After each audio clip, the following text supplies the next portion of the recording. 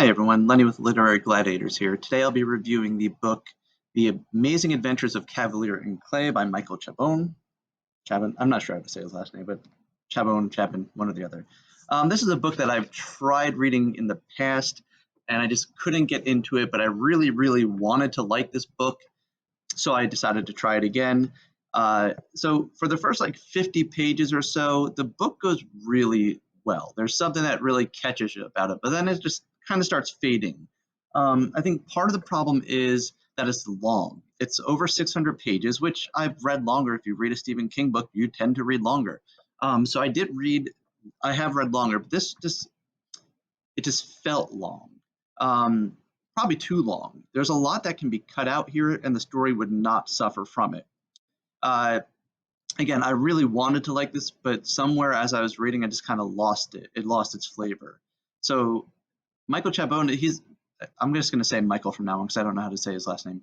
He's a good writer, but he's very long-winded. He also uses a lot of words. I'm a big reader, but he uses words that I've never come across. I'm also an English teacher, hence the classroom behind me. But he uses words where I feel like maybe he sat with a thesaurus, which is some advice I give to my students where I say don't use a thesaurus, use the word you know, because otherwise it comes off like that. Now, he probably knows these words. I don't, and it's kind of frustrating to do so, or to read these words over and over again.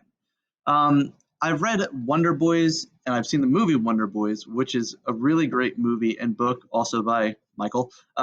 But this one just didn't work for me. And again, this was the second time I've read this book. The first time I never made it through it. I think he won a Pulitzer Prize for this. Actually, yes, it says it right on the cover. I don't get it. It's a good concept. The story is about these two young men who are cousins and they want to write a comic book. It's set in the 1940s and 50s. It's a great concept, something that I would really love because I'm a lifelong comic book fan and I'm still reading comic books and I love anything to do with the comic book genre. But there's just something that's not working here. And again, I'm pretty sure he writes a lot.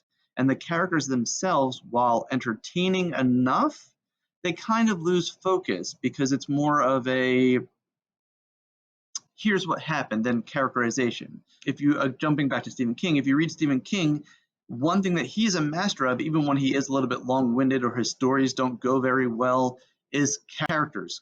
But here, these characters just fall kind of flat after a while.